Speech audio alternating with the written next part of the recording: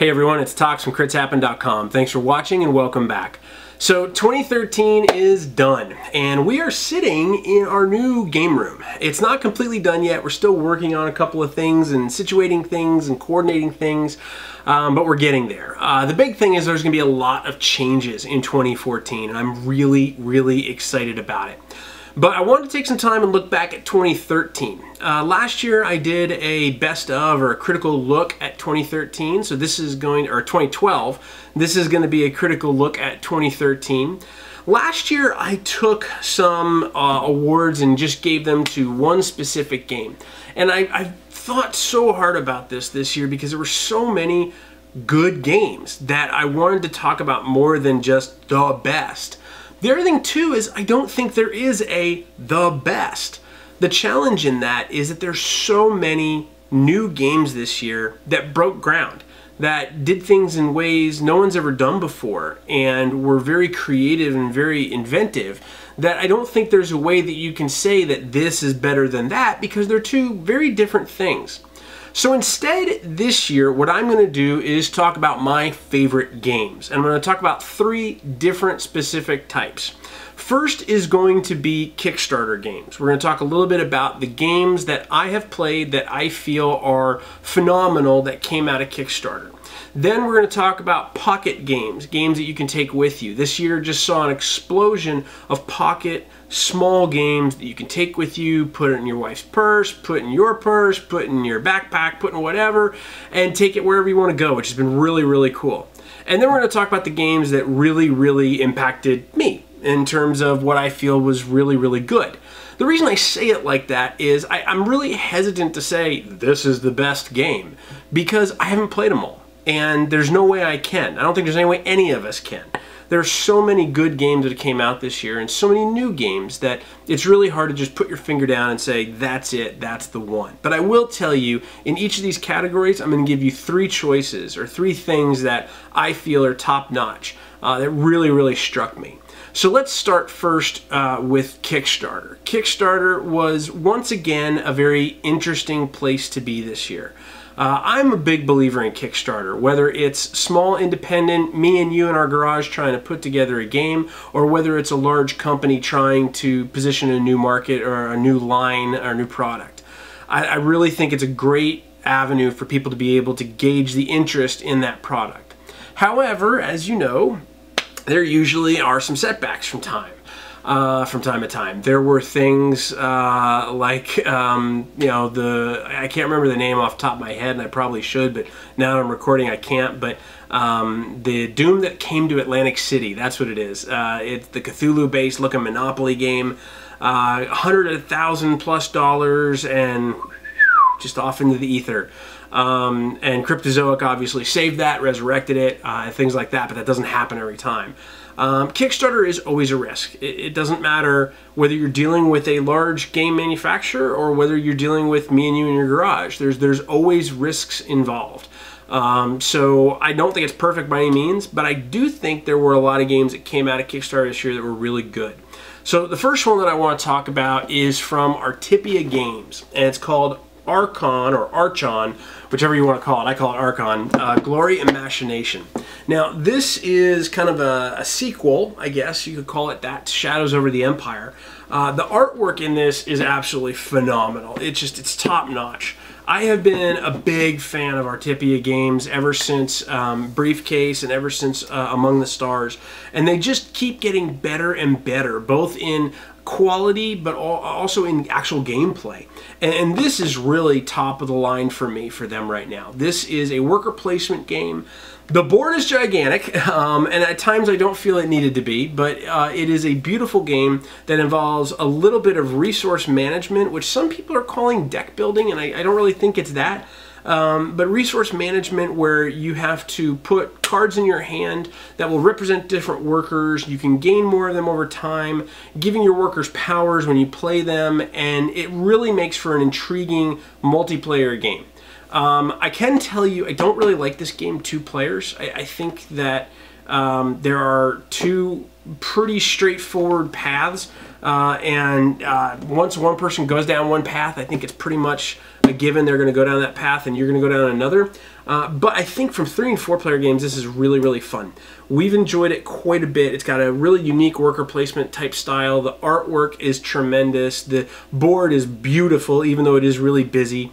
Like most worker placement games, once you understand where you're putting things and what each of the areas is, it does a really, really good job. So I think Archon, Gloria, Machination is one of the top Kickstarters that I have played in 2013.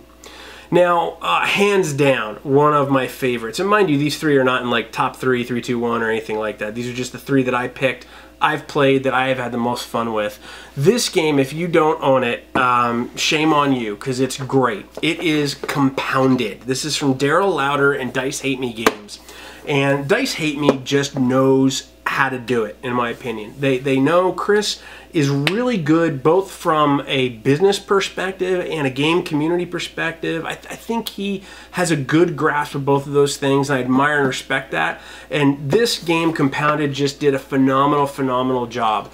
I have Ninja Zach, who is 8 years old, who is a huge science buff, and the minute he saw these things, he went absolutely nuts. He saw that there were little test tubes, little beakers that you could keep your pieces in. He went gaga and he said, I'm in. Now, this is a very unique kind of set collection type game where you're trying to get little elements and fill them in on science experiments. You're trying to get most points out of conducting those experiments. And there's lab fires, and there's explosions, and there's just so many different things that are happening. But if somebody said to me, we're going to play a game based on science, I may or may not always think that's going to be fun. This is really, really fun. Compounded is easily the Kickstarter that has hit our table the most after we've got it. We've played it probably 25 times now, 25, 30 times, and love it. It's different every time. Some of the expansions that came with the Kickstarter, really, really well done, and just overall great quality, great gameplay, and one of the top games out of Kickstarter this year, I really feel. Now, the third one from Kickstarter just hit people's desks. In fact, in some cases, it may not actually even be there yet. There's some people who may not have received it yet, but I absolutely love this game. This is Euphoria from Stonemaier Games. Now, some of you may remember Stonemaier Games from Viticulture, and Viticulture was the strategic game of winemaking. Well, Euphoria is a dystopian worker placement game. Both their games have been worker placement games, and I really don't think I have ever seen 2 games so different from one publisher back to back. These are completely different worlds, completely different genres, completely different stories, and man, this thing is so much fun. But I'm caveating it with, you may hate it. I have played Euphoria with a lot of people, and it is a game based in a dystopian society where you're oppressing people. The original beta copy that I played was much, much harsher. Much, much harsher than this. We're going to do a critical review, so we'll talk a little more about that later down the road when we do that review. But I can tell you that from my perspective, in terms of worker placement games, in terms of creativity of how the theme comes together and how the whole package is pulled off, I think the components inside of Euphoria are unfrickin' believable. They are better than anything I've ever seen probably in any other game. The gameplay is very straightforward once you understand it, and if you're in the right gaming group, this game can just be an absolute blast of a game. So Euphoria rounds out the top 3 from Kickstarter games this year. We've been really happy with all 3 of them: Archon, Compounded, and Euphoria. Now let's talk and switch gears about pockets and things that you can stick inside your backpack or purse or travel bag or anything you want to be able to go out about the world. Now, a couple of these are actually Kickstarters as well, so they could have crossed the boundaries into those pocket type things, but I really are into the Kickstarter type stuff. But I wanted to talk about them from a pocket perspective. The first up is one that was wildly, wildly successful on Kickstarter. I literally think every single person I know owns this game, and rightfully so. It's worth it. It is called, it's called Dungeon Roll. It has been absolutely amazing of a pocket game to play. Now this is the size of the box, although this is the Mimic box. It's a treasure chest, and it normally looks brown if you buy the retail version. This is a press your luck dice game that is not the greatest game you will ever play. It is not the worst game you'll ever play, but it is just fun. You have a character. The character can level up. You're running through the dungeon. You're defeating monsters. You're defeating dragons. You're ducking and dodging dragons. There's so many fun things about this game. And the fact that while this box is pretty big, you can put it into a bag and take it with you pretty, fairly easy. This has been one of the most fun games we've played all year in terms of travel and portability, and I would highly, highly recommend it. Even if you can only get the retail copy and didn't get the Kickstarter copy, great, great game based on the value you pay for it and what you get. It's been phenomenal. Next up is a game that is very, very tiny. It fits in about the size of a card box, and in my opinion is going to take this hobby by storm in 2014. I think that this game is going to be very, very popular in 2014. I think the digital version of it is going to be very, very popular, and I think you're going to see expansions and more things coming out about it. And that is Star Realms. Rob Doherty got in touch with me when this was originally starting and gave me some press information about this, and I was like, yeah, it looks okay.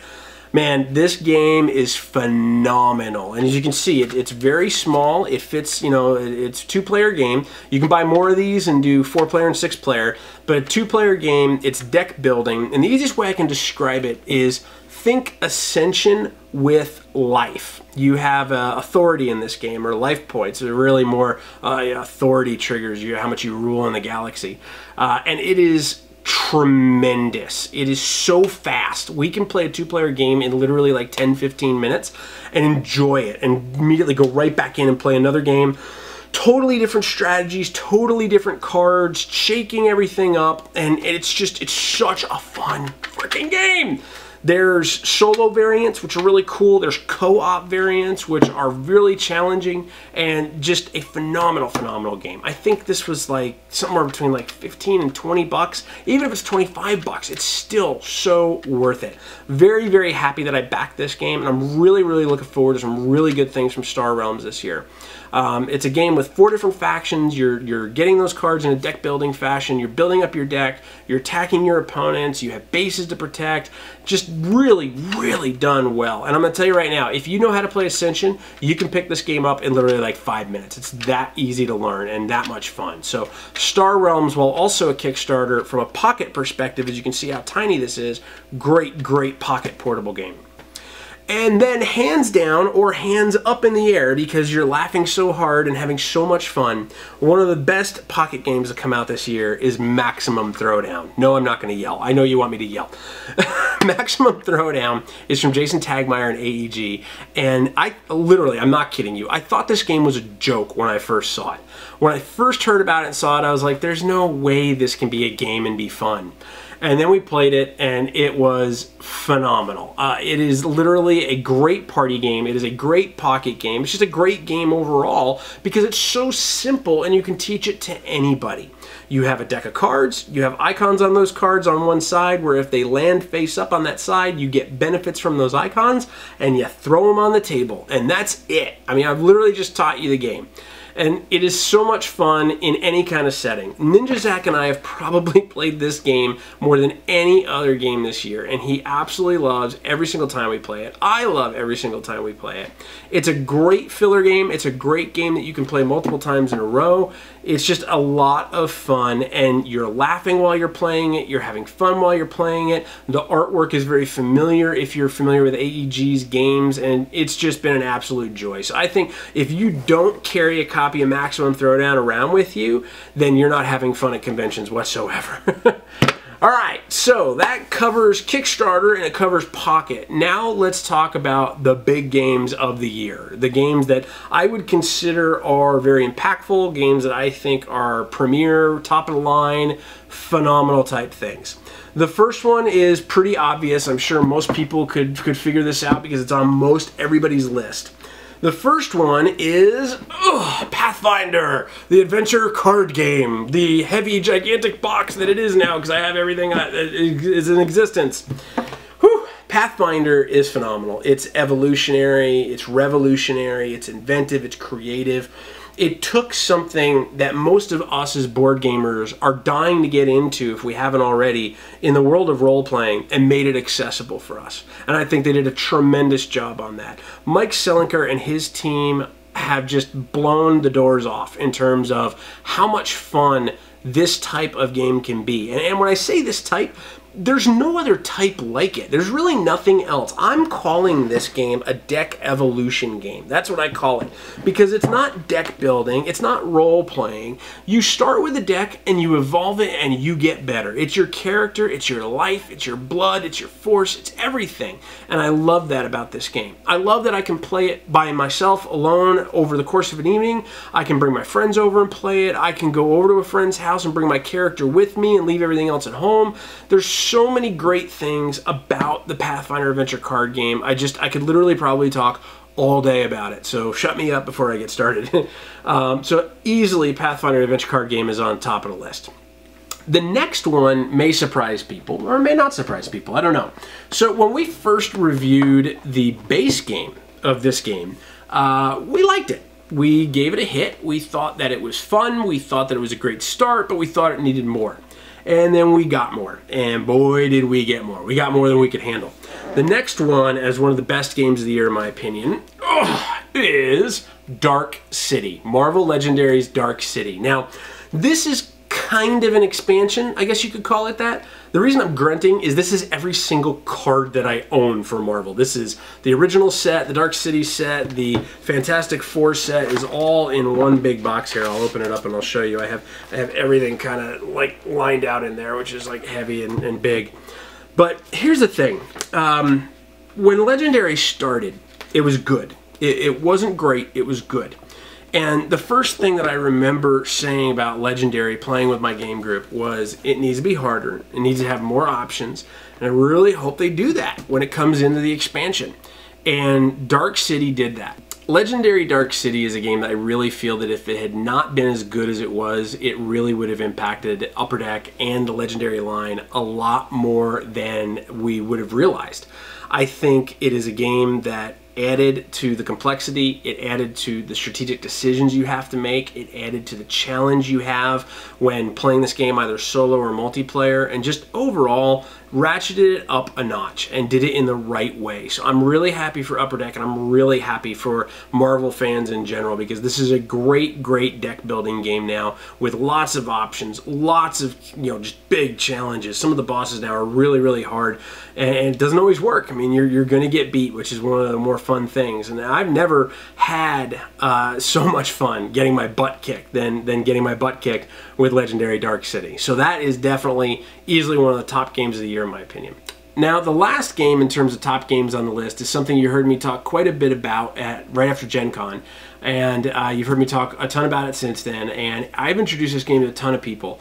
Every single person I've introduced it to absolutely loves it. They think it's creative, they think it's unique, they think it's different, and I cannot stop talking about this game. Whenever someone says to me, what game should I go check out or what game should I pick up, this is easily it. And it's my personal favorite game of the year. If I had to pick what was my favorite game to play all year, this is the game that is the most fun to me to play all year. It's not the best game of the year, mind you again. This is a list of things that I've played that I've enjoyed. But for me, if I'm going to sit down at the table and I'm going to play a game and I can only play one game right now, this is it, because we have a blast every time we do it. What is it? It is Grabwell, Escape from the Ninth Dimension. Grabwell is absolutely gorgeous. It is a simple game. It is, you're stuck in a singularity and you have to race to get out using these elements, and based on the number and the letter of the element is going to determine how fast you move out of the singularity. Now, this game has just absolutely blown people away and blown me away, because it's one of these things that when you sit down and look at it, you're like, well, that's pretty simple. It looks fairly easy. And then you start to see the idiosyncrasies that happen in the game. And you start to realize that you're playing the players and not the game. Corey Young has done a phenomenal job in terms of game design by this. And I'm really looking forward to his next one. He has another one coming out called Santorini, which looks very different, which is also very exciting. But in terms of fun, in terms of bang for buck, and in terms of creativity, this has been one of my favorite games, if not the favorite game of the year for me.